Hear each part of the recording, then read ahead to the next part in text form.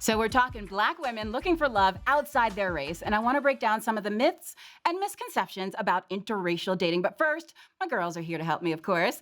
Tequilla White, public relations maven, and Tia Brown, licensed therapist and host, and Nichole Perkins, writer and podcast host. Okay, so myth number one, Black women who date outside their race are just bitter over failed relationships with Black men. Oh no. Fiction. That's slander. No. That is insulting. Why do you feel so strongly about that? I just feel that who you choose to date should not be a last resort. It shouldn't be like, well, I'm dating them because no one else wants me. And that's kind of the feel that I got from Lonnie's clip. It was kind of like, I tried, and then I got older, and I was lonely, and then I saw him, and he saved the day. And it's kind of like, no. Like, who you date should be a reflection of your values. It should be a reflection of what you want. It shouldn't be, well, I guess this is it. Because, like... You think she's settled? I don't know her situation. I'm just saying that for the question, it doesn't mean that you're bitter. It doesn't mean that you've lost all hope and this is who you've decided to date. It's not for me, but I don't feel like people who are doing it because they have no other options. And if they are, they need to step back and re-examine what's going on inside them, that they feel that they have to do that. Perception is so interesting because when I heard Lonnie's comment, what I thought was, I've been banging my head against the wall trying to have this one type of fantasy, and I didn't realize that there were other options available to me. And I finally realized that I can have happiness in many different ways, and this is the way that I found it. So I get what you're saying, and I definitely think a lot of women, because our fantasy is so much, and I think this is innate for most races, right? Like, you like your brother, you like your dad, these are the first men you love, so you love men who look like them. You have to be open to it. But no, I don't think that women who date outside of their race, specifically Black women, are bitter, just like other women aren't bitter. Now, do I think there are bitter Black women? Yes, and there are bitter Black men. But that's not your story. No. It's just kind of how it ended up happening. I was in a very white place, and that's just what I ended up seeing. And I agree. Like, I don't think you should date somebody outside of your race as a last resort, or anybody as a last resort. That's insulting not only to you, but to that person. Like, how do you stand up there in front of the world when you're getting married or whatever and say, I chose you because nobody else chose me. Or I couldn't find a suitable Black man. Right. Yeah, that's awful.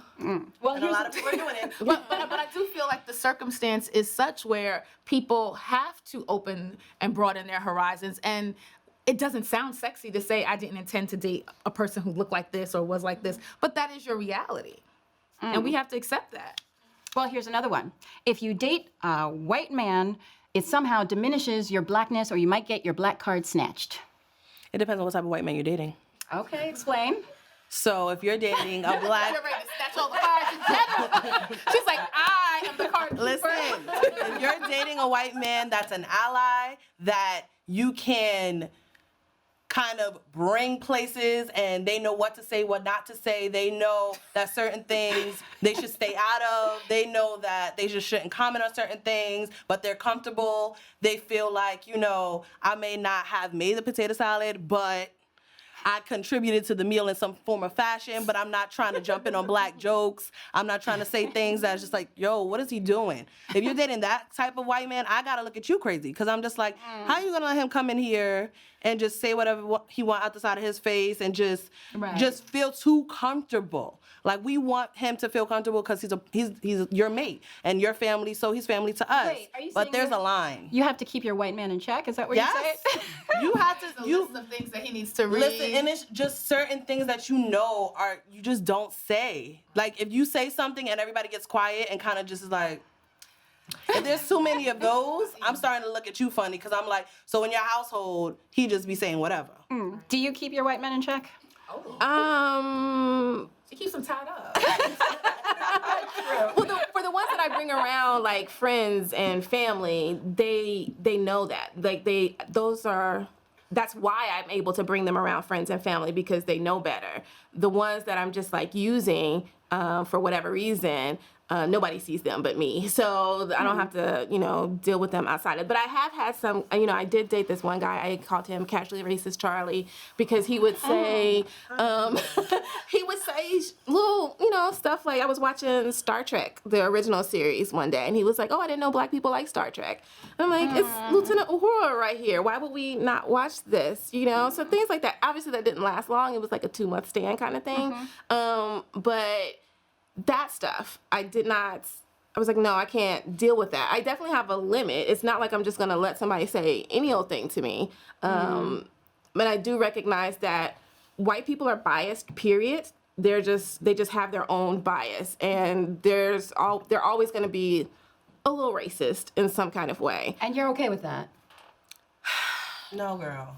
We know I'm out here making excuses for that. It's not necessarily that we should have the same standard of respect for ourselves and for how our partners should treat us regardless of race. Yeah. I think the challenge when you're dating outside of your race is that there's a difference between ignorance and microaggressions versus someone who's really internalized racism and the racial hierarchy. Yeah. And figuring that out is the challenge when you're specifically bringing them around outsiders, like someone who's trying too hard to be cool or intentionally disrespectful or has just not been exposed. And there's so many other burdens that go along with dating someone outside of your race, specifically someone who is part of the most powerful racial class, white men.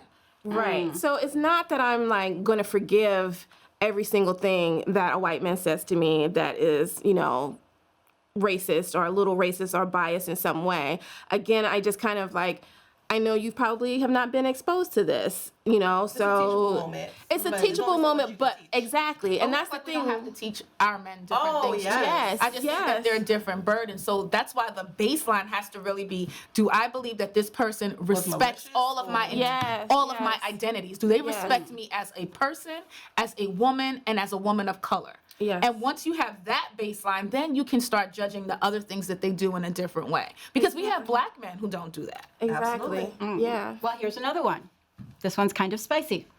There are differences in the bedroom. Fact or fiction? We gotta finish. Well, how do you know? So you've been dating? I have friends that come back and tell me the story. You've been When told. they tell me the stories, I'm like, girl. When they come back and tell me the stories, I'm like, girl. Apparently they weren't good stories. No. What kinds of things are they? Well, so the stereotypes are that they. Go ahead. No, what was your question? I'm sorry. There are differences in the bedroom. Fact or fiction? Fact. Okay, explain, elaborate. And it's not necessarily, I don't want to go there because it's not necessarily physical, because I know that there is this idea about endowment, and but I will say that I will say that I'm special in that I have a certain kind of radar, so I can tell what a guy is working with just from like a quick little look. So You're gonna have to teach me that after the show. You need a course online for sure. So like I have like about 93 percentile in being correct and like being able to judge. Has a high efficiency Yeah, like I know. So I don't mess with no Rudy Poos regardless of race. So but there are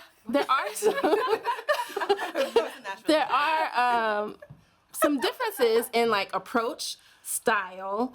Again, just this idea of what they're willing to engage in and what they're not willing to engage in, and that kind of thing. That's in your experience. Yeah, and that's more open. Yes, in my experience, obviously. And then also, I will say though that everybody is obsessed with black penis, regardless of who you are, because there have been times when even just on a first date, somebody has been like, so is it true what they say about black men? It's a white guy asking me, and I'm like, okay, well, if you Even just white men want to know? Yes, and I'm like, if you want to know about a black dude's dick, just go find a black dude. Like, I'm not gonna help you out with that. Like, why are you asking me? Yeah. It's also be mindful that all black men are not well endowed. No. And it's a burden that we actually put on them and an unrealistic expectation. Yes. We know the average penis size is about 4 inches, and for all men or just black men? Well, 4 to 6.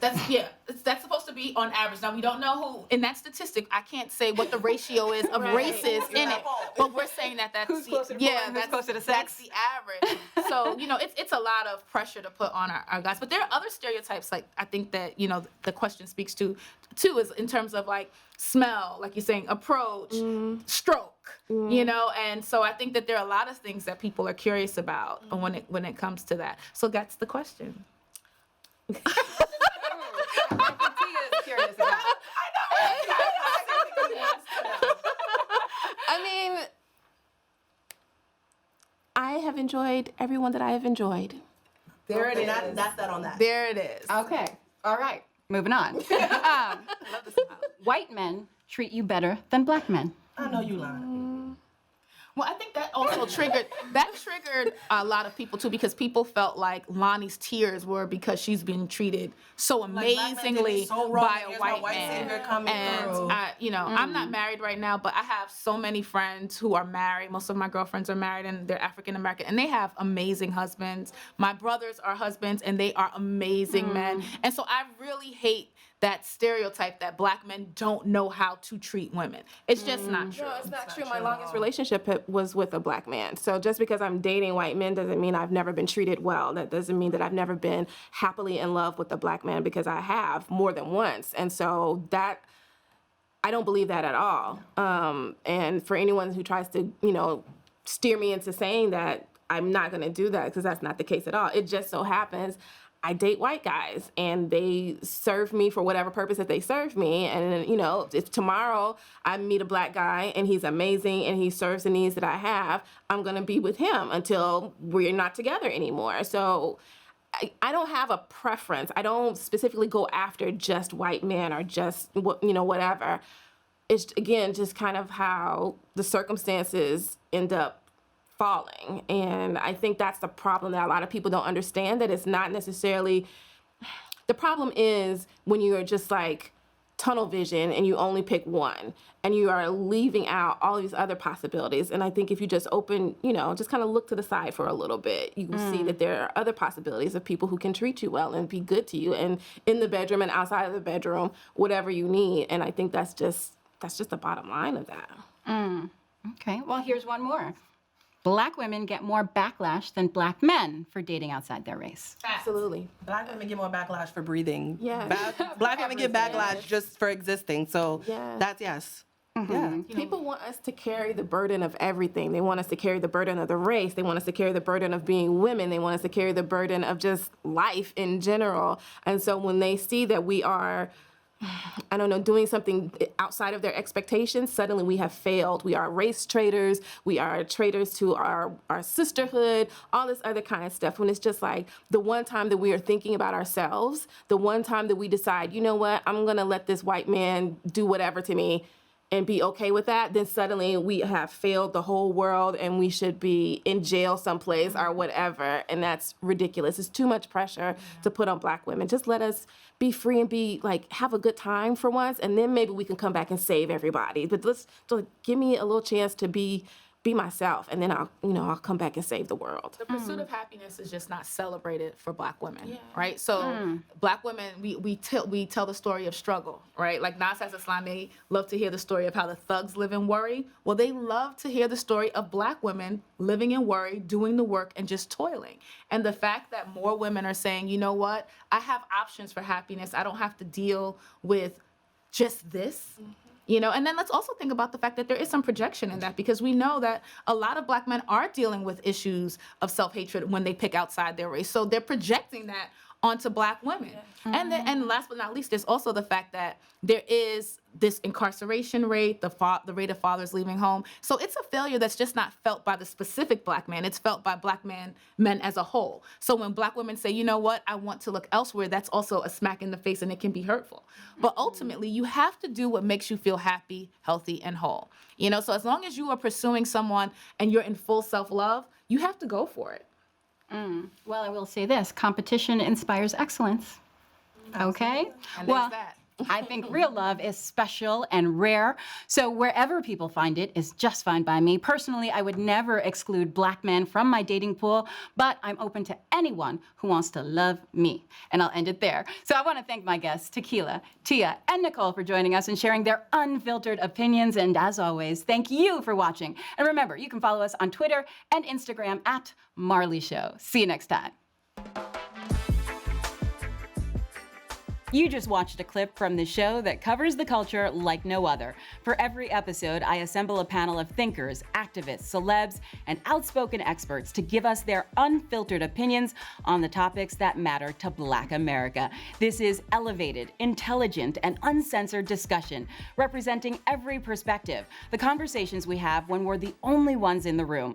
No topic is off limits. We're not afraid to go there, and we do it all live, 5 days a week. Join me here every weekday at 4 p.m. Eastern. And don't forget to subscribe and follow us on social media at twitter.com/Marlie Show.